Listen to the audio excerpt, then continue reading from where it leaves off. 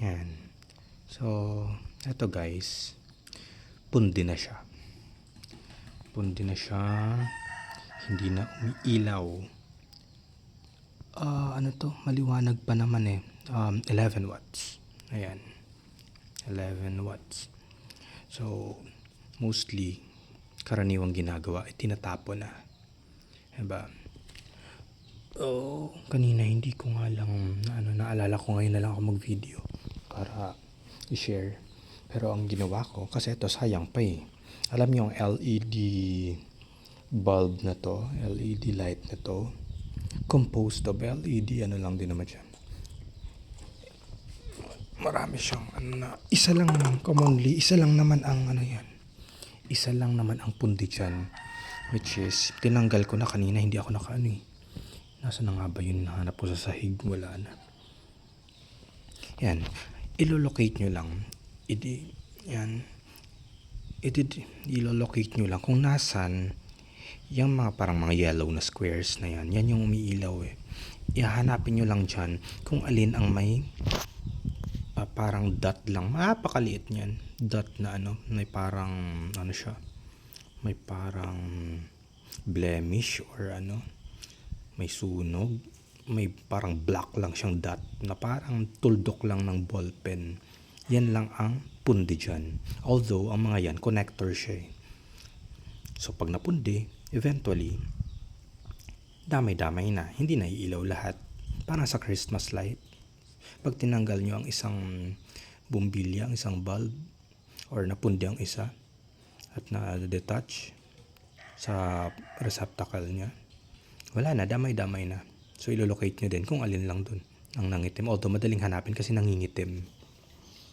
Ito naman, ganun lang din. So, ginagawa ko dito, yan lang, kinitkit ko lang siya ng daliri, ng kuko. Yan, connector lang siya. Paano ko siya i-repair? Kasi sayang pa eh. Ang dami pa, ilan pa yan? 1, 2, 3, 4, 5, 6, 7, 8, 9, 10, 11, 12. So, bale 13 sila lahat, composed of 13 LED lights in one. Kaya sobrang liwanag. So, meron pa siyang 11. Napakaliwanag pa niyan. Ang gagawin lang natin, kung wala tayong soldering iron, mas pwede natin hinangin yan eh. Soldahin. Ginagawa ko niyan, diba, meron tayo like vitamins or sa gamot, itong foil na to. Yan, itong foil na to. Kung bakit meron akong lighter, may scotch tape, merong gunting. Gagawin ko dito ito, since foil siya, ang foil kasi na to, hindi na focus. Ang foil na to, meron pa siyang plastic, parang may laminated pa siya ng plastic. So, ang gagawin ko, susunugin ko siya ng, susunugin ko muna siya ng lighter. Yan, susunugin ko ng lighter para matanggal yung coating niya, yung plastic lamination niya. Tapos, ikakat ko siya na maliit lang na square na fit lang siya sa area na yan. Eto. Then, come on. Oh, there you go. Ayan. Na-fit lang siya dyan. Gamit ang scotch tape. Ganun lang kasimple. Ayun. Ipapakita ko sa inyo. I-prepare ko muna. Hindi ko mailapag ang phone. So, gagawin ko, sisigaan ko muna yung yung foil para maging bare aluminum siya. Then, ikakat ko. Ipiprepare ko lang. Then, papakita ko sa inyo. Wait up. So, eto guys. Ayan siya. Dinikit ko yung foil sa scotch tape. See that? Ayan. So, ididikit ko siya dito. Pero, i-crop ko muna. Ano ba yun? Iti-trim ko muna yung scotch tape na mag-fit siya dyan. Na tie enough lang para maidikit siya dyan kasi sobrang laki. Ikakat ko lamang siya. Wait up. Okay, wait. Okay. Sorry. Pwede pala ito yan. I-front. Dude, how am I going to? Paano ba to? Wait lang.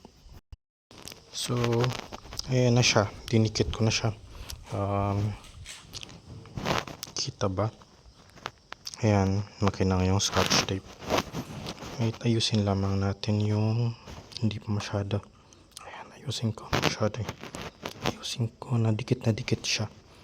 Planchahin nyo ng kuko nyo na mahulma yung ano. Makita nyo yung filament. Ayan. Ibig sabihin, dikit na siya. Ayan. So, ang ganito, good as ano na to. Good to go na to. Pwede na to yun. So, may connector na siya. Yeah. Tatawid na yung kuryente. Ano pa, magiging ano na siya. Pwede na siya. Though, mababawasan lang siya ng konting, point something lang na liwanag. Kasi, busted na nga yung isang LED. Ano. Ayun. So, ibabalik na natin cover. At kasi pag binalik natin to, maliwanag lang talaga siya pang puti. Then ito, ang purpose nito, ang use nito is not just protection dito, kundi yan na parang foggy effect niya. Yan ng plastic niya. Yan yung nagpapakalat ng yan yung nagpapakalat ng liwanag. Mas kumakalat ang liwanag. Yan, tulad niyan na na fluorescent light na yan. LED din yan, pero dahil merong powdery na cover siya, which is glass, mas nangangalat ang liwanag, mas lumalakas aside from protection sa sa LED lights. Yan, yung parang tube na yan, glass tube na yan. Yan, hindi ang gagawin natin dito. So, ibabalik na siya natin dito. So, ito na siya. Ayan, naka-scotch tape na. Binalik ko. Let's try kung effective ang natin. Dun siya, napakahina. So, kailangan natin umakyat. Samahan niyo ako. Sana malalaglag. Agoy, apak. Wait lang. Oh, shoot. Grabe. Apak dito. Akyat. Okay. Here you go. Now, tatanggalin natin tong mababa. 5 watts lang ata to. Na temporary kong nilagay. So, ito na. Moment of truth. Oh, there you go. See that? Oh, effective. Yun guys, I hope may natutunan kayo sa shinare ko. Although hindi na rin naman to bago sa mga may hilig din sa electronics and electricals. Basic na din naman ng halos. So, ayan. I hope may natutunan tayo. I hope nakatulong sa inyo na makakatipid. Magkano ng isang LED light na malakas ang liwanag? Diba? Still still gagastos tayo. Sayang naman kung itatapon natin straight sa basurahan.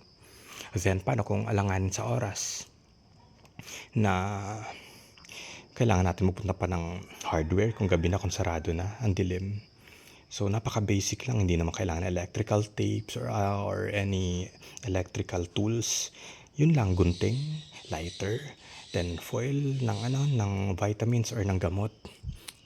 Or kahit dyan, kahit aluminum foil na galing sa yung pambalot sa pagkain, pwede. Basta, eksaktong size para lang dun, para mag-serve as connector. Diba? Ayan. Sana nagustuhan nyo. Pa-like naman pa and follow. Salamat. Thank you.